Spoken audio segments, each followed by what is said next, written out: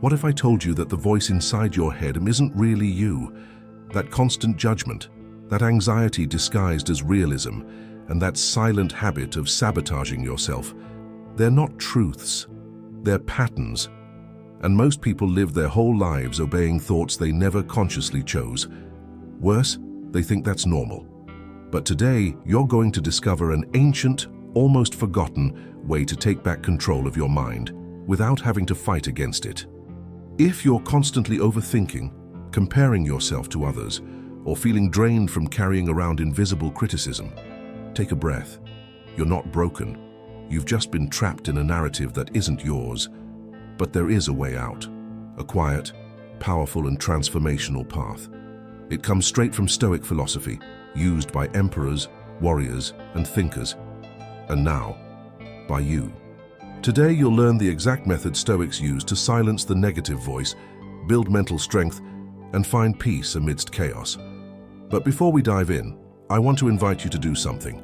If you value this kind of deep, transformational knowledge, hit that like button, subscribe to the channel, and turn on the notification bell. That tells me you're serious about your personal development and helps this content reach more people who are also tired of being sabotaged by their own thoughts. And tell me in the comments, what phrase does your mind keep repeating when you feel weak or uncertain? Write it down, let it out. That alone might be the first step toward realizing those thoughts don't define who you are. Now take a deep breath, because what you're about to learn will change the way you relate to your thoughts and to yourself. And it all starts with one powerful realization: this voice exists, and yes, you can disarm it. The secret lies in seeing what most people ignore. There's a voice inside each of us, and no, it's not madness or a psychological issue. It's that subtle critic whispering, "You're not good enough. This won't work. Why even try again?" This negative voice doesn't scream, it insinuates. It's sneaky, constant, and often sounds just like our own conscience. Stoicism doesn't teach us to fight it with force, but to face it with clarity. The first victory isn't silencing the voice, it's recognizing that it's there. It's curious how most people go through life unaware that this inner voice is driving the wheel. They think they're making choices, but they're just following automatic internal commands. Marcus Aurelius wrote in his Meditations about observing thoughts like clouds. They pass by, but we are not them. Becoming aware of this voice is like turning on the light in a dark room. It doesn't eliminate the chaos, but it allows us to begin reorganizing it. If you've ever caught yourself repeating phrases like, "I'm a failure," "I'm not capable," or "everyone is better than me," know this: that voice is active, and it didn't show up by chance. It was fed by past experiences, external criticism, constant comparisons. But what Stoicism teaches is that you don't have to believe everything you think. Just because the mind said it doesn't make it true. And that changes everything. Let's use a simple example. Say you failed at something recently, a project, a relationship, a job interview. That negative voice probably said you're incompetent. But Stoic philosophy offers a powerful question. Is that a fact or an interpretation? The fact is, you didn't get the result.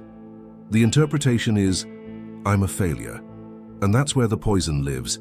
That small difference, once understood, breaks an entire chain of self-sabotage. This awareness isn't something you do once, it's a daily practice. It's mental training, like going to the gym for your mind, and the more you identify that voice, the easier it is to weaken it. Start today. The next time you catch a negative thought, simply say, "There it is again." That alone weakens the power that voice has over you. It's the beginning of mental mastery, and as Seneca said, no one is free who is not master of himself. Once this awareness settles in, something changes inside. You begin to notice that you can observe your thoughts without being ruled by them. It's like watching a movie and remembering you're in the theater. That's the first step to true emotional control, and it prepares us for the next Stoic practice, where we don't just recognize the voice, we learn how to mentally distance ourselves from it with strategy. Once you recognize that this internal negative voice exists, the next step is something few people master: Stoic distancing. It's not about denying your thoughts or pretending they don't affect you. On the contrary, Stoic philosophy teaches us to observe without absorbing. It's like looking at a fire. You see the flames, feel the heat, but you don't need to burn yourself. That space between what we think and what we believe is the place where mental freedom begins to grow. Imagine you're walking down the street and suddenly your mind says, "This outfit looks ridiculous. Everyone's judging me." Instead of reacting, try this. Pause, breathe, and tell yourself, "This is just a thought, not a fact." Epictetus talked about this all the time. It's not things that disturb us, but the opinions we hold about them. That separation between what happens and how we interpret it is the key to emotional control and mental mastery. Let's bring this to real life. Say you work in customer service and a rude client shows up. The automatic reaction is to feel offended. But Stoic distancing suggests a pause, a micro moment where you decide whether or not to internalize that insult. That's where the power of perception comes in. A thought only gains power if you feed it with emotion. It's like a balloon. It only flies if you blow air into it. This technique isn't about coldness, it's about ancient wisdom applied to modern reality. You're the one who gives strength to your thoughts, not the other way around. A simple way to train this daily is to write down the most common negative thoughts you notice throughout the week. Later, read them as an observer, as if they were said by someone else. Then ask, is this real or just mental drama? Here's a powerful trick, almost a Stoic hack. Name your negative voice. Really give it a name, like a character. When it shows up, say, "Oh, that's the inner critic again." That simple act creates distance. You stop confusing yourself with the voice and begin to see it as something separate from you. This activates your emotional intelligence and gives you sharp clarity. Little by little, you become stronger than any disturbing thought. Mastering Stoic distancing is like gaining an invisible superpower. People around you will notice you've changed, that you no longer react the same way, that you stay calm under pressure. And they'll ask, how do you do that? The answer lies in knowing that not every thought deserves your attention. And as this practice takes root, you begin to notice something even deeper. The words we use internally have far more power than we realize. There's a subtle detail most people overlook. The way you speak to yourself shapes what you feel, what you believe, and even how your body reacts to the world. Words like "I can't," "I'm a failure," "this is impossible for me" aren't just sentences, they're commands. And the most dangerous part? The more we repeat these negative phrases, the more they become the mental soundtrack of our daily lives. Stoicism warns us, watch your inner speech like a guard watches the walls of a fortress. Marcus Aurelius never used words to belittle himself, even when facing great adversity. He wrote with firmness, clarity, and purpose. This isn't just poetic, it's functional. Internal words build the foundation of your inner world, and if that foundation is made of toxic self-criticism, your emotional structure will eventually collapse. Stoicism, with its ancient wisdom, teaches that what we silently repeat becomes destiny. Think about this. Would you speak to someone else the way you speak to yourself? If a loved one failed at something, would you say, "You're worthless"? Probably not. Yet many people treat themselves with this kind of brutality disguised as realism. Epictetus once said, "Never say anything about yourself you wouldn't say about a friend." The real challenge is relearning how to speak to yourself with respect. And make no mistake, this isn't cheap self-help, it's emotional self-discipline. Here's a practical Stoic exercise. Whenever you catch yourself saying something negative, pause and rewrite the phrase. "I'm a failure" becomes, "I'm learning from what didn't work." "I never get it right" becomes, "I'm still improving." It's simple but requires practice. Over time, this new inner vocabulary creates invisible mental strength that prepares you for any challenge, with less anger, more balance, and true inner peace. Want a powerful example? High-performance athletes do this all the time. They don't say, "I can't." They say, "I haven't reached my limit yet." CEOs who lead teams under pressure don't think, "I'll fail, but I'll give my best with clarity." That's mental mastery. That's using language as a tool for transformation. Stoic philosophy applies this very principle, just in words that have crossed centuries. And when you start speaking better to yourself, everything changes. The external world might stay difficult, but your internal fortress becomes stronger. The right internal words act like a shield against insults, frustrations, and mental noise. And every time you shift a phrase, you shift a mental pattern. But for that to truly work, you need to learn how to separate fact from emotion. And that's exactly what the next topic is about. One of the trickiest traps of the mind is automatic judgment. Something happens, and before we even process it, we label it as good, bad, humiliating, tragic, or unbearable. This creates an emotional storm based not on reality, but on our interpretation of it. Stoicism teaches us to cut this cycle at the root. Instead of judging, we observe. Instead of asking, "Is this bad?" we simply say, "It is." Just 2 words, and they can set you free. Seneca said that suffering is amplified not by events themselves, but by how we interpret those events. A negative mind doesn't deal in facts. It paints dramatic pictures with bold colors. A critique becomes total rejection. A mistake becomes a life sentence. But through the Stoic lens, we filter events with clarity. What exactly happened here? That simple question reshapes the entire internal landscape and strengthens emotional control. Let's break this down with a real-life example. Imagine you were rejected from a job application. The immediate judgment might be, "I'm not good enough." But the neutral fact is, "I didn't get that position."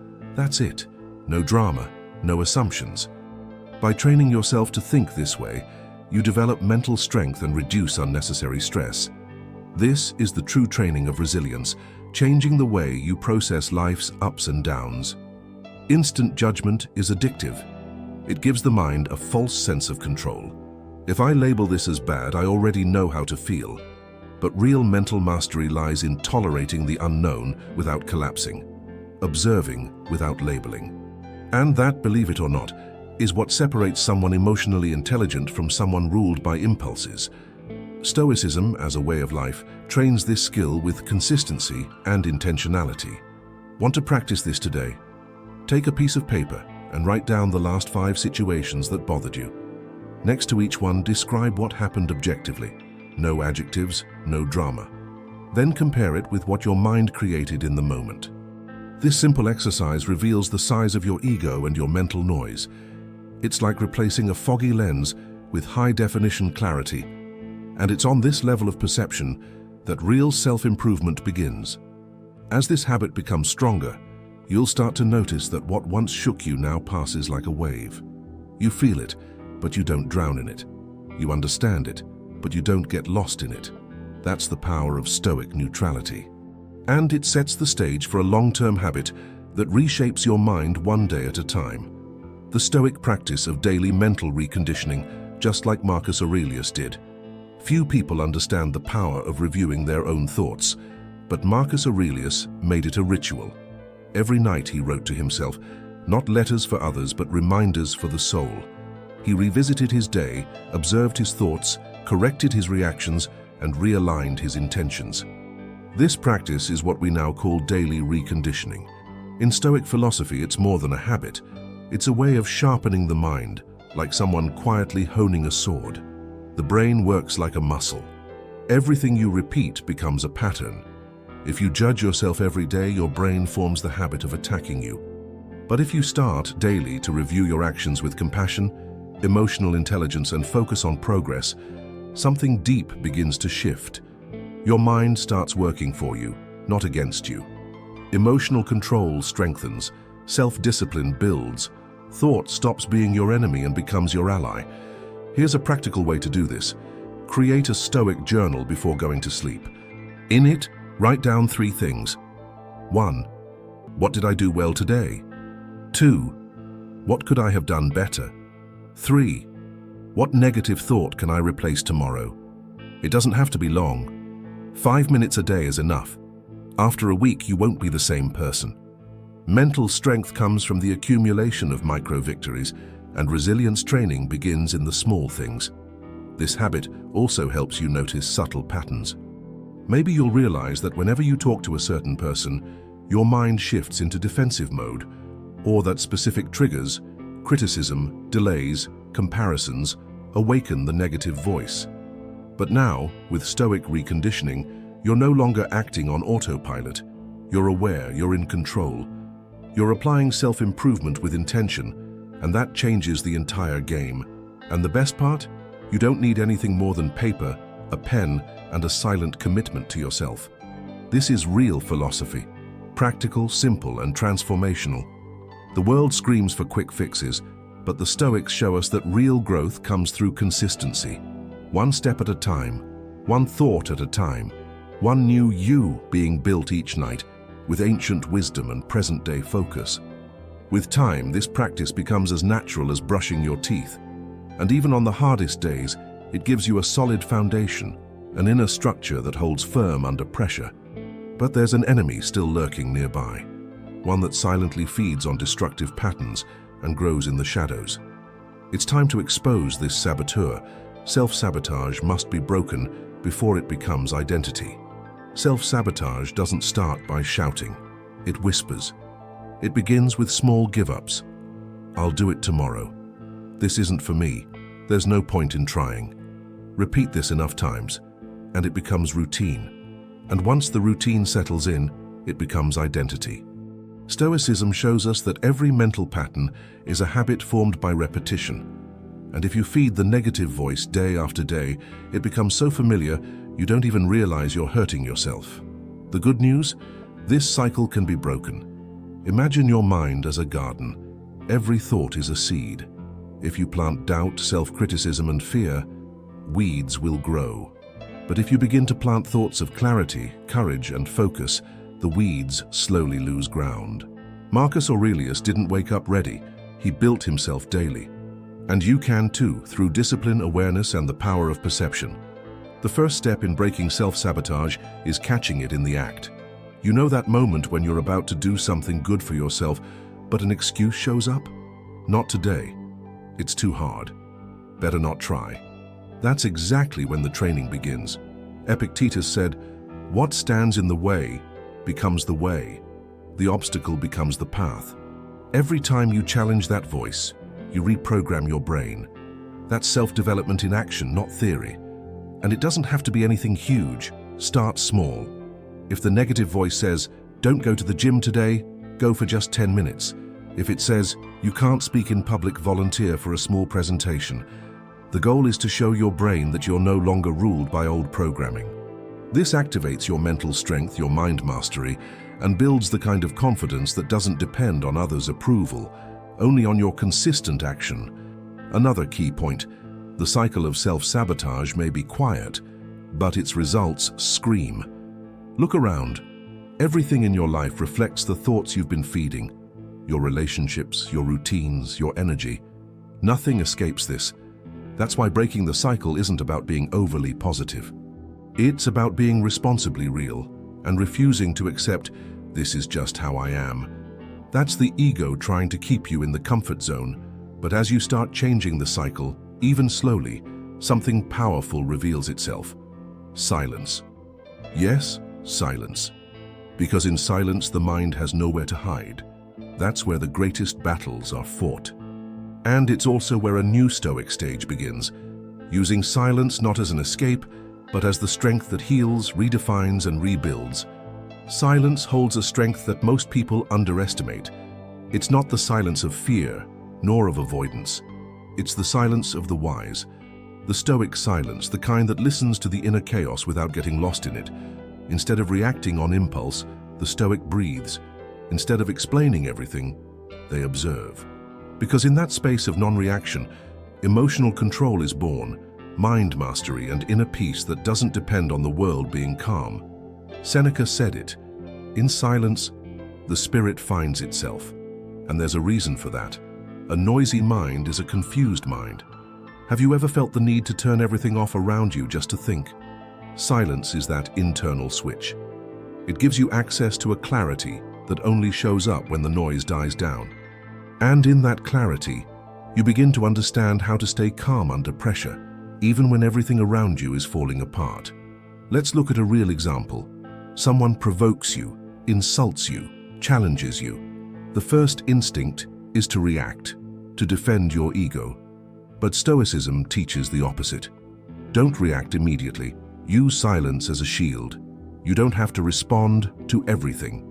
Sometimes, your serenity is the most powerful argument, and when you don't react, you disarm the other person. That's emotional intelligence in action. It's how to control anger without suppression, by redirection. Silence also serves as a space for reconstruction. In silence, you observe your negative thoughts, but you don't feed them. You hear the critical inner voice, but you don't obey it. This breaks an entire mental conditioning cycle and opens space for a new narrative. It's not running away, it's strategy.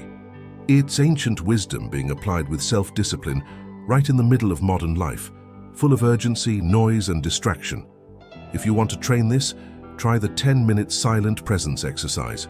Sit somewhere quiet, no music, no phone, no talking. Just observe your thoughts as they arise. Don't fight them, just watch. At first, it'll feel uncomfortable, but over time, you'll realize silence reveals more about yourself than any conversation. This is how you stop overreacting and finally hear your purest essence. When you become friends with silence, you're no longer ruled by external chaos. You become the still point where everything calms, and that tranquility gives you a strength the world's noise can never shake. But something even more powerful begins to emerge in that silence: space. Space to rewrite your inner narrative with courage, clarity, and a mind free from illusion. There comes a moment when a person must make a choice to keep repeating the story their negative mind wrote, or to begin narrating their life with intention. Stoicism doesn't ask you to be perfect. It teaches that you can be the author of your own journey, and every author must revise the plot. Rewriting your inner narrative with purpose means turning thoughts of limitation into declarations of strength. It means stepping out of the victim's role and into the position of the main character.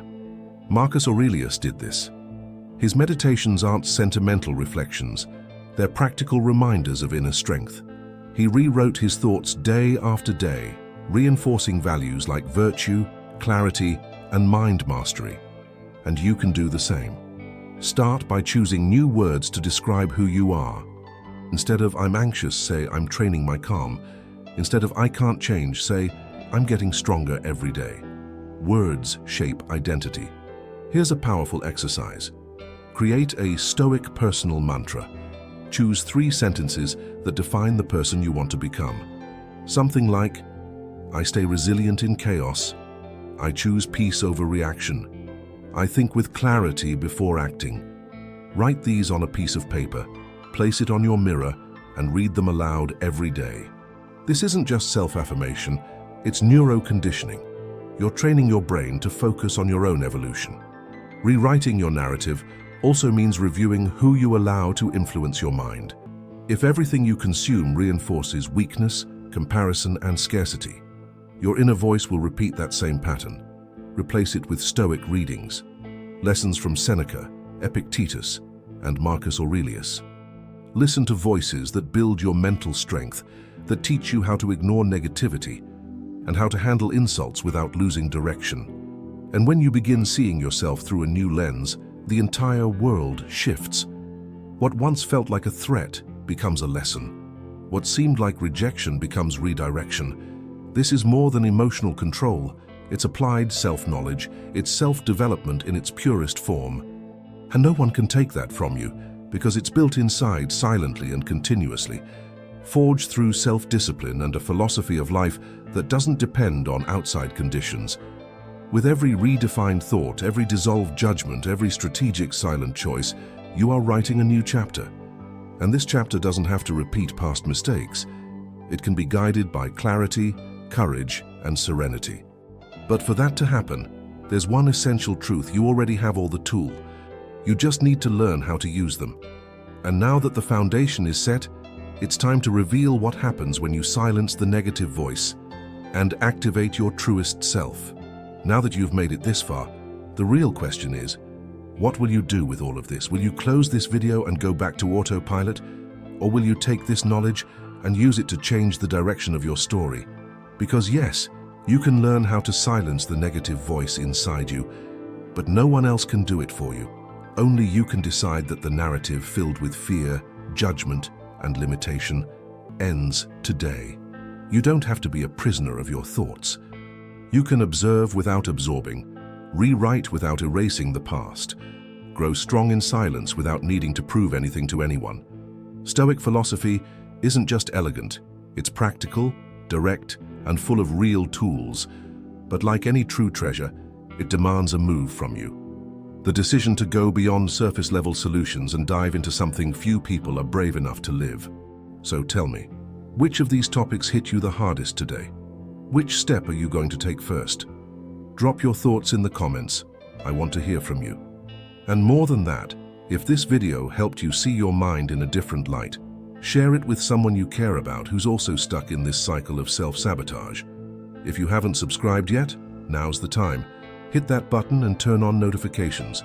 Because here, we don't just talk about ideas, we talk about transformation. Every week, you'll get new insights to build your self-discipline, inner clarity, and emotional resilience. And if you truly want to learn how to control anger, how not to be shaken, how to stay calm under pressure, and master your mind with ancient wisdom, this is the place to be.